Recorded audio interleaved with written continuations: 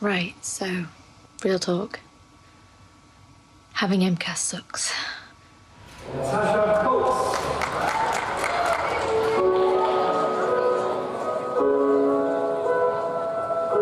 So mast cell activation syndrome is a condition that affects your cells that are called mast cells, which are part of your immune system and aid in wound healing. So, for example, if you get stung by a nettle, you get a raised itchy bump. That's histamine, which is released from your mast cells. In my body, my cells are hypersensitive, so they release an excess of these chemicals at the slightest trigger, for example, food or exercise or heat or being stung, and sometimes they release chemicals when there's no trigger. And if they release enough of these chemicals, they can send me into anaphylactic shock, which can be potentially life-threatening, which is why I carry an EpiPen. So it's not so much that I'm allergic to everything around me, it's that my body responds inappropriately to the environment.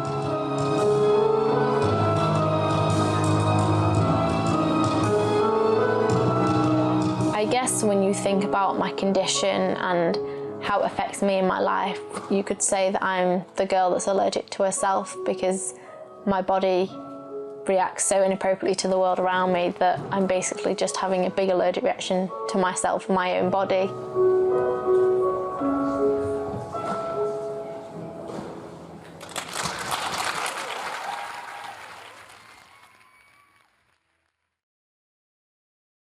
After British Championships in October, I took a week off just to recover and let a few niggly injuries rest and heal, and then started getting back into training, working new skills. And then in New Year's Eve, we ended up in resus and then intensive care for the week, because she just kept having reactions that could be sorted. Everything calmed down, then it'd go on again, and then again and again, and just couldn't seem to stop the reactions. And that was really, really difficult because I couldn't even point my toes. I remember sitting in a hospital chair and I was really excited because it was my second day being able to get into the chair in a row and pointing and flexing my feet, and my feet were just juddering because they just couldn't manage to even point my toes. And I'm thinking, got British Championships in March, this is not going to happen. Like, being realistic, physically I'm beat and my body just had no muscle. There's no way I could do it. So Christmas and New Year have been pretty rough, probably the roughest we've ever had. So in December, I hadn't trained for 2 months. In January, I hadn't trained for 3 months. End of January, I went back to training and couldn't really do much. I mean, just getting up on the beam and standing up, my legs were shaking. Jumping off the beam, my legs gave way underneath me because I didn't have the strength to hold myself up. When she's off into the hospital again, and then the next day she's back in training, like, all right, like nothing happened. I think no one else can do that or will do that. But I think it's a bit of escape sometimes as well. I have 22 British titles currently and 30-something British medals. I've not actually counted. We met at her first British Championships in Lilleshall, and since then we literally clicked and we've been friends online and then friends in real life since then, getting a closer and closer friendship the more we get to know each other. I see approximately nothing because I'm too short. Natasha has my trophy.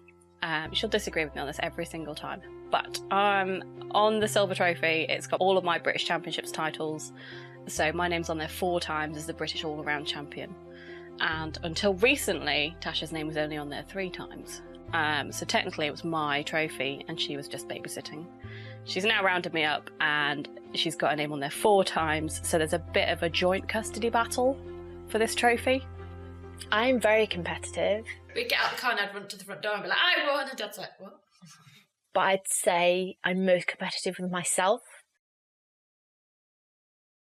I was actually very shy as a child, if you'll believe it. Not often playing with friends. She was she did play with friends, but she was a bit more of a loner than that. I was a bit of a nerd. I liked school and studying and learning new things was really exciting. And I was very goal orientated, so I'd set myself a goal and I was going to achieve that goal. She enjoyed being active. I think that was it. And when she started gymnastics, she just enjoyed bouncing around. She did rhythmic gymnastics, that's how she started it at about 7 or 8 at a local leisure centre. All the ribbons and like really bendy, I could fold myself in 3. She was older than quite a lot, and she was extremely bendy. I wasn't naturally talented. I was, at best, you know, a good club competitor, not even regional. The switch to disability was more, I wasn't able to keep up with mainstream anymore, and I still wanted to compete.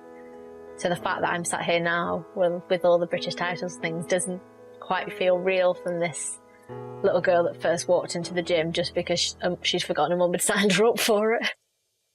The 27th of May 2013 was my first life-threatening allergic reaction, came completely out of the blue.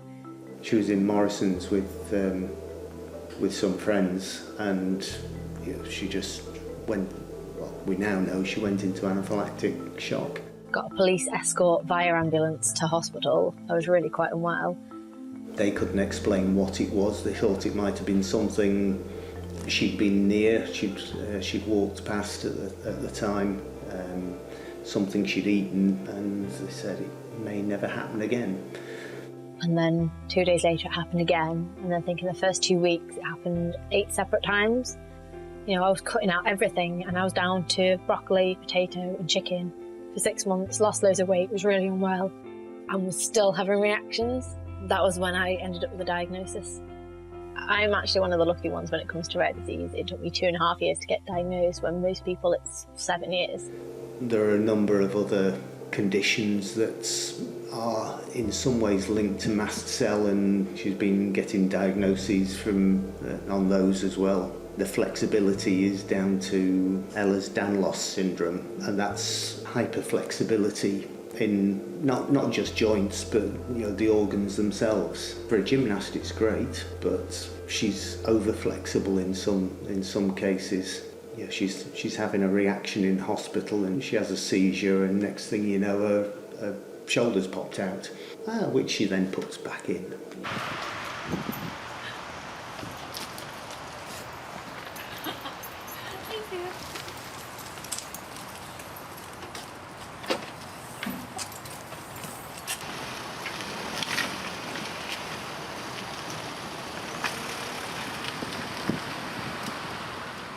Ace is my medical alert dog from the charity Medical Detection Dogs.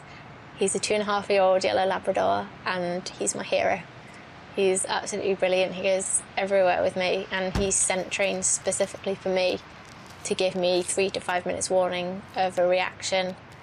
And it's honestly been the most helpful thing, because before that I was having to set my alarm every 4 hours in the night to take medication.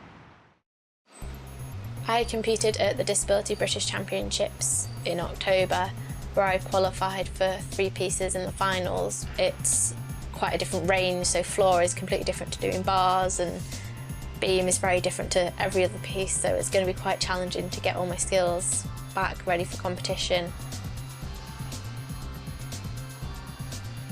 I think I coached her for 4 or 5 months, and then she became British champion, and it was really something.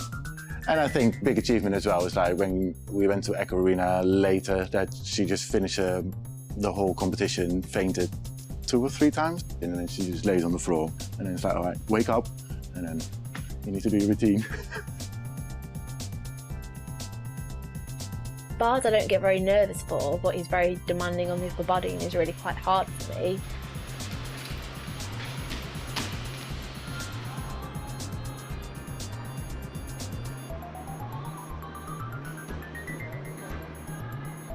When she exercises, she loses feeling from the elbows down and from the knees down.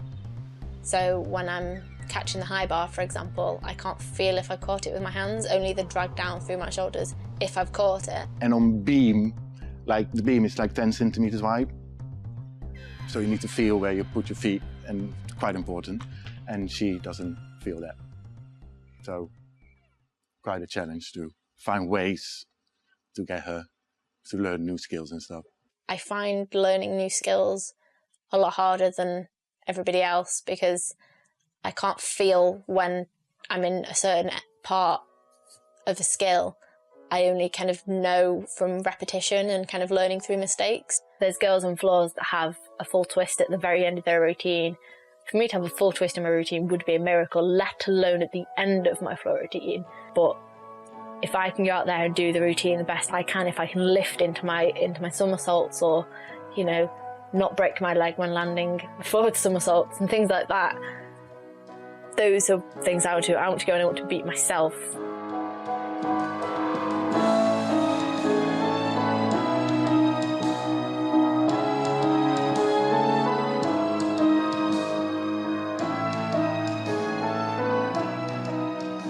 Today wasn't the greatest training session, but considering how unwell I felt when I woke up this morning, I was in a lot of pain with my joints. I felt very sick and my blood pressure was low, so I was quite dizzy and out of breath, which definitely showed in the gym.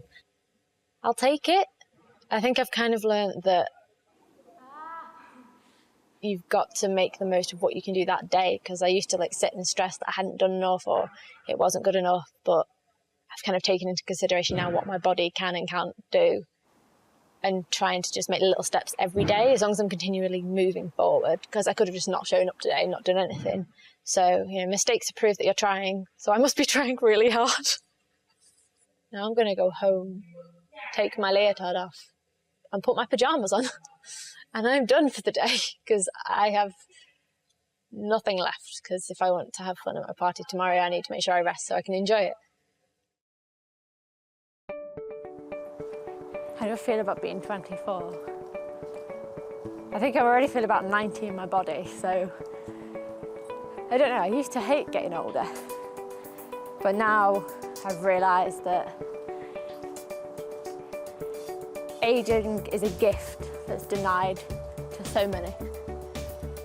I think the unpredictability of my condition affects everything, because I can't hold down a job, because I can't say, for example, 9 till 5 every Tuesday, I'll be well enough.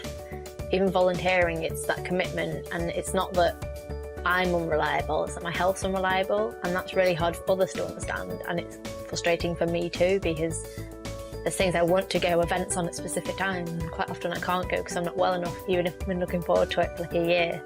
And it's really, really frustrating to manage and knowing how far you can push it, because sometimes I push it too far and end up in hospital. But the opposite of that would be not doing anything and never pushing myself, and then I'd just be sat in my bed not achieving and not doing anything, and probably still having reactions. So I'd rather be doing something if I'm going to react. At least it's productive then. The smallest of things, any random thing could send her into anaphylactic shock, whether it's the change of weather, whether she's around different scents, or she could cry, just anything. Her body just sort of reacts. Very often, if you have an anaphylactic reaction, the procedure is to administer the adrenaline. It's only a small dose of adrenaline, but she did see a cardiologist a couple of years ago, and if she was to carry on having the adrenaline over the next few years, her heart would only have another 8 years to go. Then she knows that. It's one of those things she has to live with, but we have to be aware of. I know we live with it as well, but not to the same extent as Tasha. I think it's harder for my dad to deal with things because he's away with work a lot. I sometimes feel I'm not there for her. He almost gets a bit of a holiday from it in that respect, whereas with me and Mum, it's constantly there, sorting medications, going to appointments, it's always in the back of our minds. I like knowing that, you know, he's got to go off and like think about his work or do all the things. I don't want his life to stop.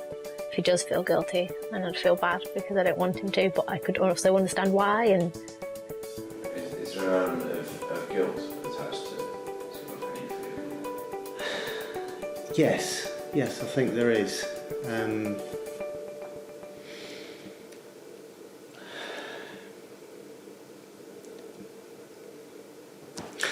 Sorry. last year I was in hospital. I was in resus as it turned to my birthday, which wasn't so fun. The nurses all wished me happy birthday and the doctors, which was very sweet, but it's not quite the same. And I'd been really ill and thrown up at everything I ate for weeks, but I was determined to have birthday cake. And I had birthday cake. I mean, I threw it back up, but I still had birthday cake. List as many things I can think of that I'm allergic to. I generally don't think there's enough battery life in your camera for that. Perfumes, smoke, aerosols, deodorants, bath products, changing pressure in the weather, rainwater on my skin, sunlight, heat, cold, emotions, change of environment, most raw foods, some meats, defibrillator pads, alcohol, most useful painkillers, tomatoes, exercise, life. I get the same birthday cake every year. It's a caterpillar cake because I seem to be okay with it. So we stick with what we know. It's like being 7 again, having a caterpillar cake for your birthday. Oh, they've got a girl one. So I always get that one. I always get Clyde the caterpillar because it's something I'm okay with, but if it's the same ingredient, I could get the girl one. I've never had a choice.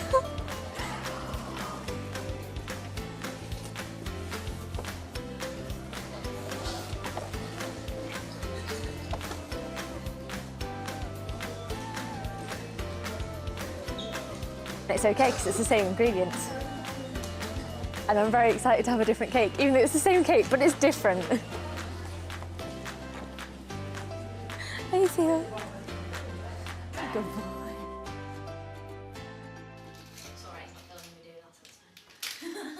The best thing about having mast cell activation syndrome is finding out who your true friends are. Because there's a lot of people when I first got ill that I thought were really good friends of mine and weren't there to support me and judged me and said horrible things, whereas now I can say all the people in my life that I'm close with are true friends, and I think I'm very lucky because I think very few people actually can say that. She's great at dancing. She loves a boogie. There's several videos when I had a Halloween party. We spent an hour in the living room, like lip-syncing to the randomest songs. So my party just finished and I made it through with no reactions and had a really good time with friends, making memories and just having a laugh and just doing normal 24-year-old things, just hanging out with friends. They had a couple of drinks, I stuck to water obviously, played silly party games, just laughed, and it was an amazing day. Here's to 24.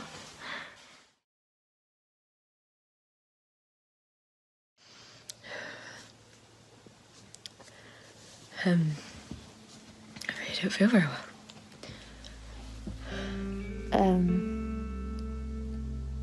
Yeah, currently on the lounge floor, feeling rather yuck. Probably explain it as my face is on fire but my body's cold. You've eaten 3-day-old takeout and spun in a circle 10 times. I think the worst is over. My throat's killing me in my chest, but my temperature's finally come down. I'm still warm, but I'm not dangerously hot. Baby steps. And then I lost consciousness or something, I don't know. I feel very unwell and find it very hard to cope with feeling so unwell. And I know that this is my life.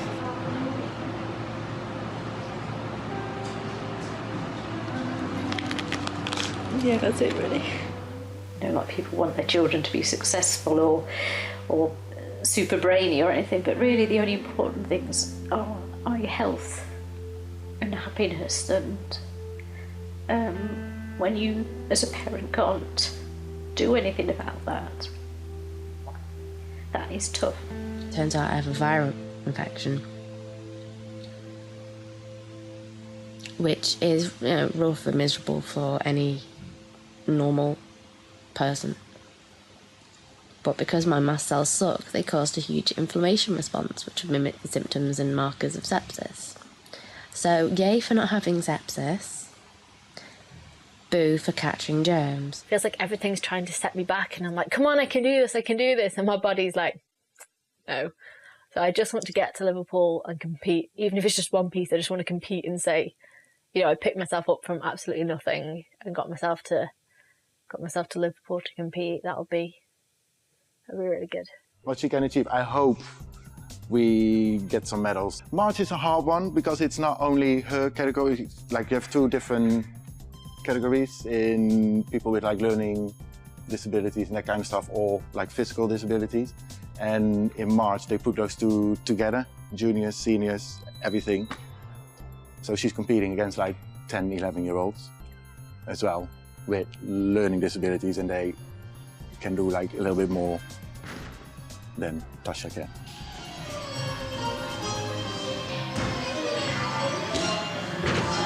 One of my biggest inspirations in the world of gymnastics is Kelly Sim, because I feel like she was kind of always in the background coming up the ranks, and now she's flourishing and kind of proving everybody wrong and showing everyone how amazing she is. And she's just a really lovely, genuine person as well. She doesn't get involved with any drama, and she's just a lovely individual and deserves to do well and works hard behind the scenes and just comes out and shows everybody what she's been working on and like how good she is. And I think that's what I like about her. She's very down to earth and just gets the job done. Last year I was the British all-around champion, so that was massive for me. That was the first time I'd been, British champion, so that was incredible. And I've been to 2 Commonwealth Games, and I've got a gold, silver and a bronze medal from them, and 3 World Championships and 1 Europeans. So training is so important. You couldn't do those routines without, the hours of training, I don't think. And even if you had a holiday and if you have a few days off, God, it's so hard to get back into it, and it takes, so much time to even get back to where you were before. So I'm one of them gymnasts who needs so many repetitions just to feel confident, and it helps me to do more and more numbers than a lot of other people just to get that confidence up. And we do so much training, so if you're not recovering properly, you're not going to be able to be at your best for the next day and things like that. I think it's so important that gymnastics includes disability. It's such an inclusive sport, it would seem silly, not to kind of include that. I think Tasha's a massive inspiration to a lot of people because of the things she's achieved, and because then you see her, at the British and winning all these medals a few weeks later is mad. So yeah, it's really definitely inspiring for me and a lot of the other girls here.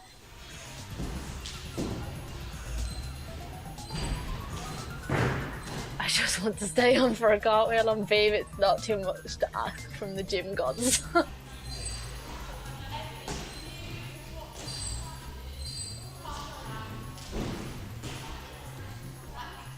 I've completely missed the beam, I've caught my leg on the beam, I've split the beam, I've done every single version, but I know I can do it. But if you can't feel the beam, it's like, how are we going to do it? Well, it's just in here, over and over and over again, and then your body eventually knows what to do, muscle memory.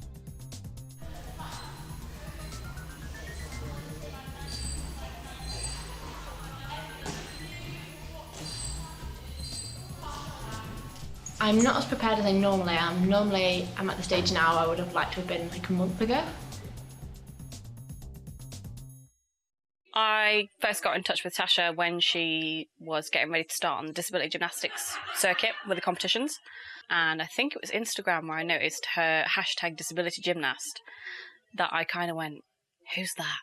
They say you should be wary of people on the internet, but...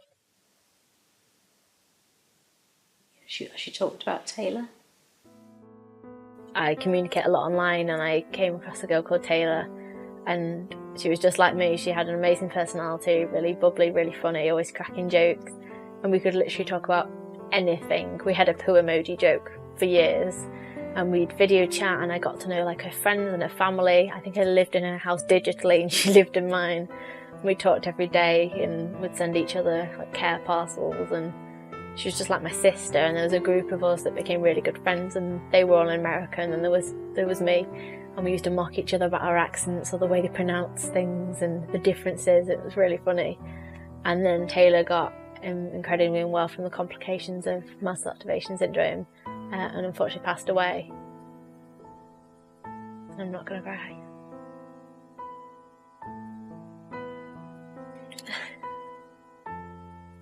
And I think it's hard because not only did I lose a friend, but I think for all the girls that we, had our little group chat, we obviously have the same conditions, so we kind of felt the impact of what will happen to our friends and family if something happens to us.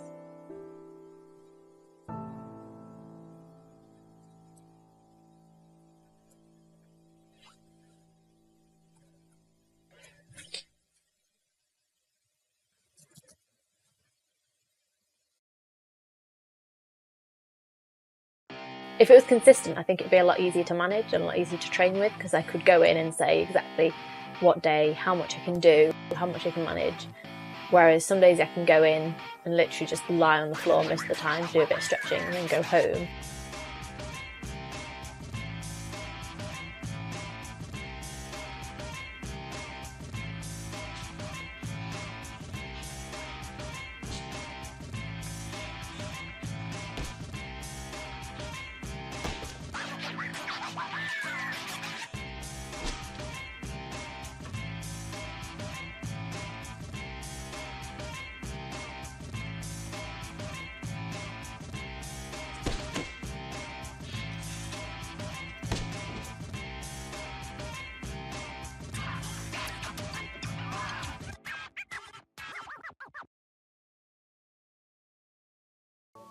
I think if I'm to come close to a medal or win a medal, my best shot is probably floor, because I have that performance element, and even though I don't have the difficulty, my execution is quite high.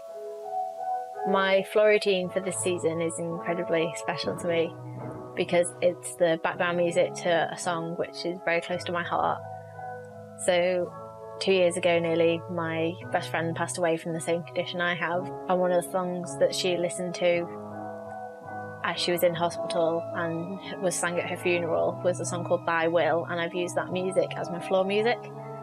So every time I perform it, I've got a little bit of Taylor spirit to keep me going, get through it. So I've got that emotional connection, and I hope that when I perform that in Liverpool that the audience and the judges can feel that. Love to be able to cure myself at the click of my fingers and go back to my initial goals.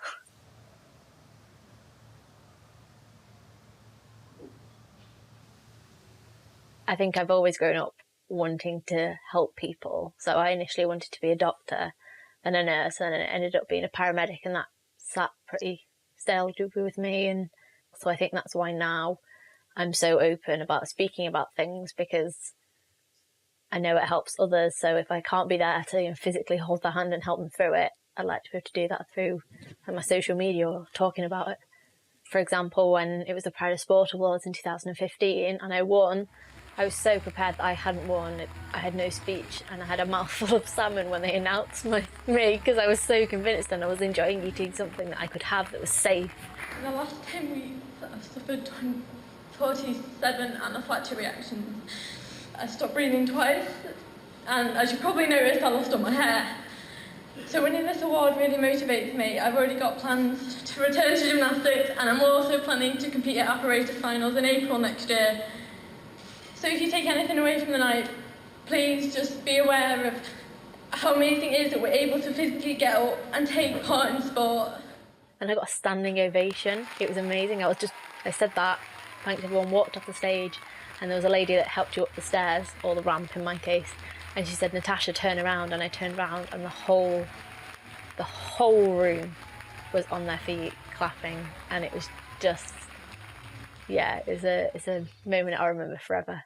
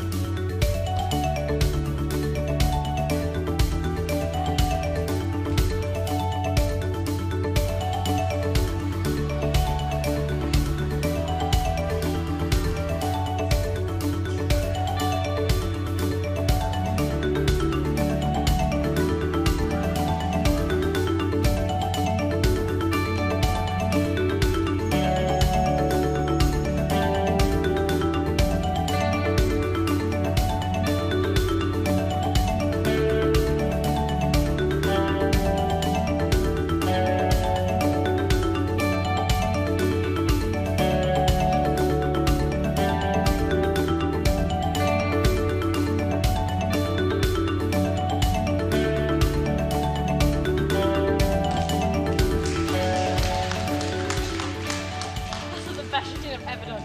But it's been such a disaster recently because I didn't know I could do it. Like, I like to go to comp even if I don't have a good session before, knowing I can do the skills, whereas bars, we all know I can do the skills, so I finally got it and I know I can do it. And if I do that at competition, even if I come last, I'll be really happy, really, really pleased. We're going to go in with no expectations tomorrow, but I think if she performs like a bar routine today, there is a chance, I think, that we can get a medal. We don't have all the bonuses, but if she does a clean routine, then yeah, maybe a medal. I think at the moment I'm just excited to compete. I'm trying not to overthink it too much, and I can't wait to walk out in my leotard and just enjoy it and just stay on for my cartwheel. It is Saturday morning. We are heading up to Liverpool, ready for podium training this evening and competition tomorrow. I can't believe it's actually tomorrow. Like, I'm so close. I just need to stay calm, stay well. I'm travelling up to the arena with my friend and coach Stacey, and we'll meet my coach Fred up there, ready for podium training on the Saturday evening. Podium training is basically just where we train on the equipment in the competition arena that's on a podium, and it allows us to kind of get a feel for the equipment and get a decent warm-up and get accustomed to performing there, ready for competition the next day, because we only have like a 30-second touch on competition day, so it's really good that we have that time. Anything could happen any day to Natasha. I'm always allergic to some triggers, so those are things I avoid 100% of the time. But things like pineapple, sometimes I can eat and I'm absolutely fine, and other times it causes a reaction. So I kind of just have to go with how my body's feeling that day, because some days I feel I can risk it and it'll be okay, and other days I can tell that my body's too sensitive and it just won't end well. In your hair quite long.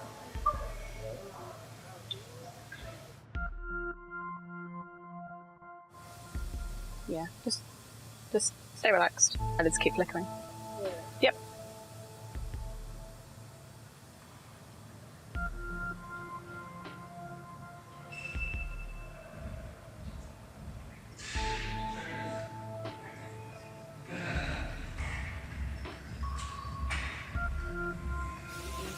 Yeah, I think he's goofing around now. Yeah, goofing is post alert. I love goofing.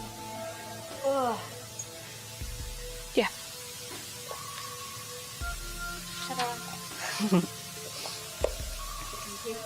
No, I'm fine, thank you. We're gonna go watch.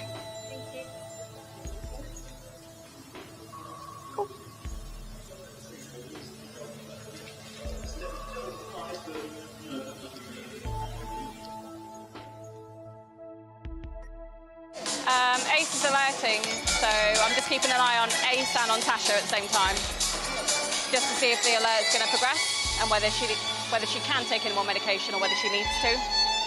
Yeah, she's having an allergic reaction. Can we just go and lie down in the back there? Yeah. Thank you. Even in the really deep, dark moments where we're not really sure what's going on or she's feeling really poorly, we still manage to crack jokes. She just keeps going, no matter what is chucked her way. She just keeps going. I think it is really inspiring. Who used to have this? Yeah. Got it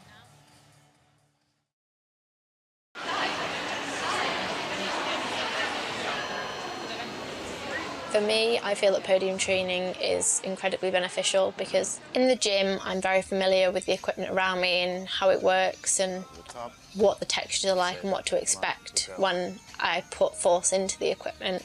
Whereas when we go to competition, the equipment can feel very different. If there's been different gymnasts on before me, the beam, for example, might be chalkier or the bars might be slippier or bouncier. The floor's quite often bouncier at competitions than our club floor, so it's very difficult for me to adapt. There's no real way for me to differentiate the textures in the gym, so it's kind of as if everything was white. If you refer to it in colour terms, everything is white and it's all the same, it's just different shapes. So it's kind of learning what I need to do with my body to change it from white to colour.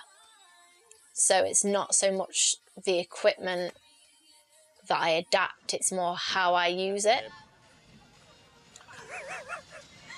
There we go. I think anything I do now isn't going to change the outcome of tomorrow. No. Went really well. Like, full bar routine done, so that's always good. Beam, stuck everything. Floor, need to get used to it's really bouncier than our own floor, so we need to get used to that a little bit, but tumbles are way better, so optimistic for tomorrow. I made it here. One more sleep.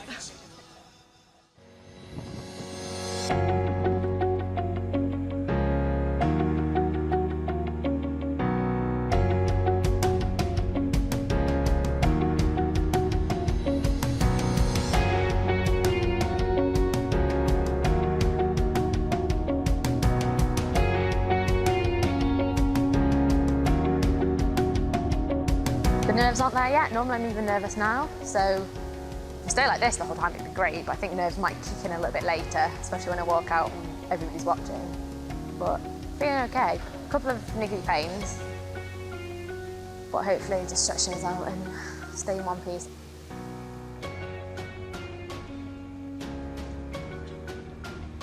It's a bit slow going this morning, but she's eating plenty, which is good.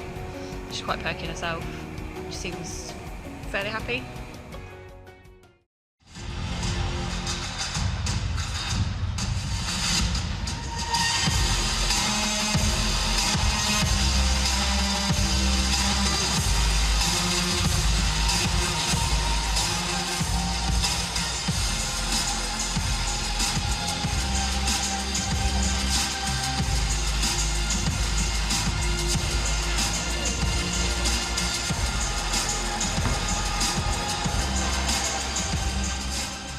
Walking out into a big arena is exciting and amazing and petrifying. Natasha Coates!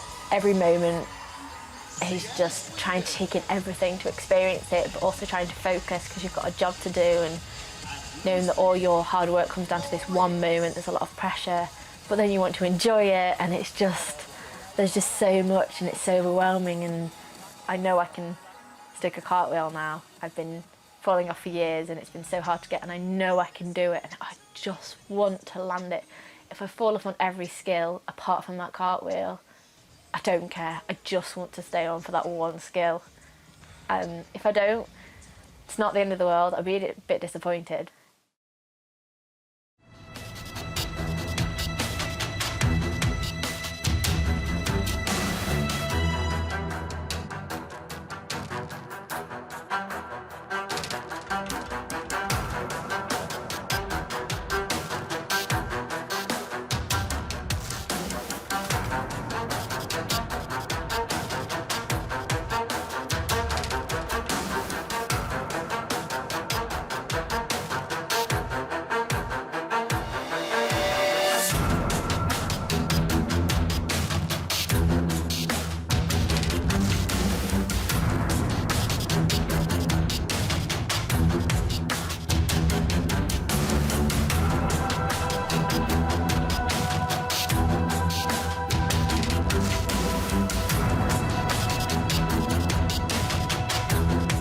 I've done it in training, I've stuck it in training beautifully, I've stuck it with a bit of a wobble. I just need to do it on the day.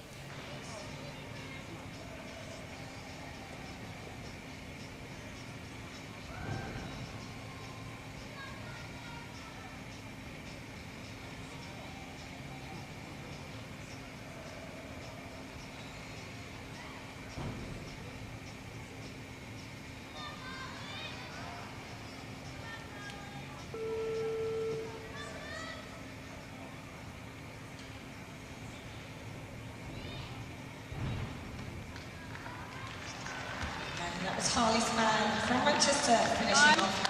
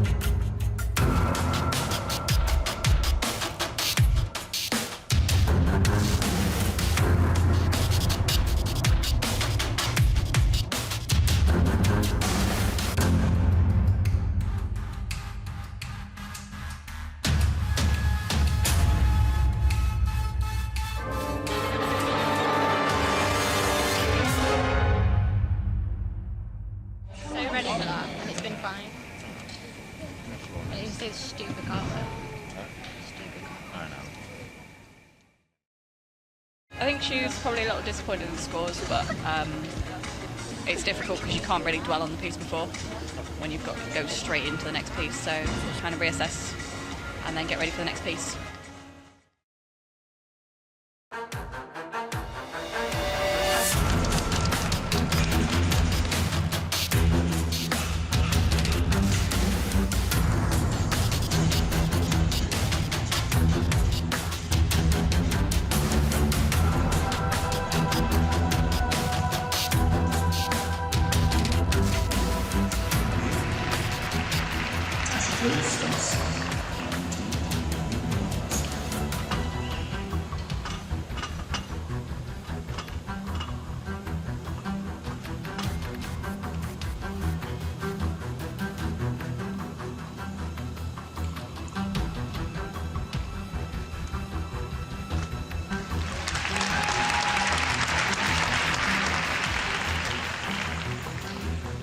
There we go. Told you. Couldn't have done any better. No, it's good. It's Annie Young.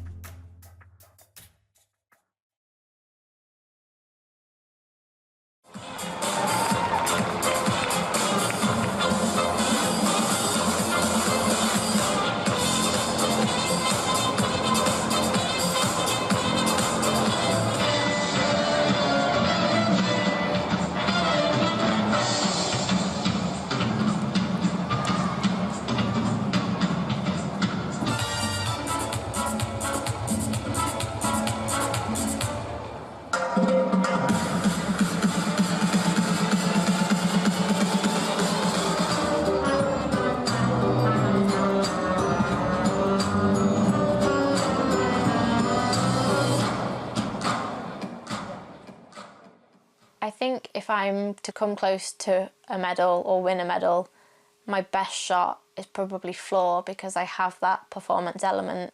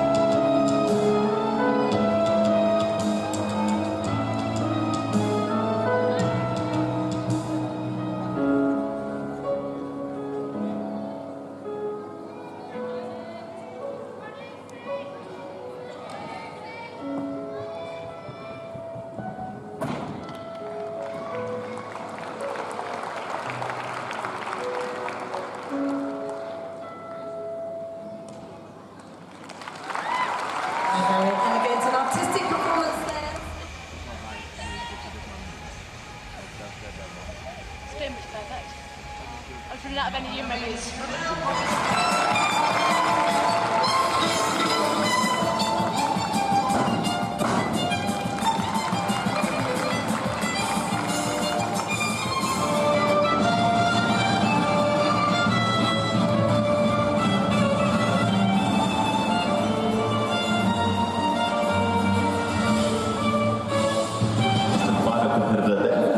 Representing Geary Gymnastics Club is Ariane Slater.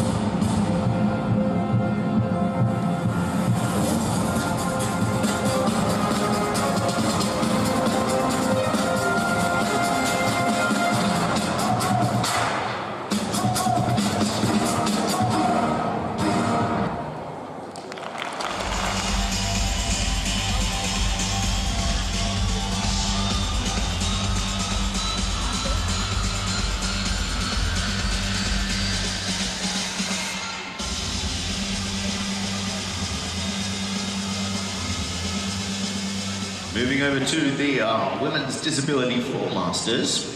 See the results there. In bronze medal position, 10.6 went to Abby McNamara from Tameside. Saffron Harrison from Penryn Gymnastics Centre, silver medal. Lots of fans in for her, 10.85. And Ariane Slater from Geary Gymnastics Club is our new champion.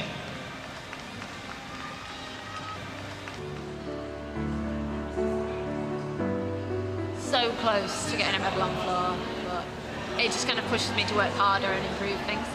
Made it through each piece. Really, really happy with bars, considering that's been such a disaster recently. Who would have thought I'd pull that out of the bag on the day?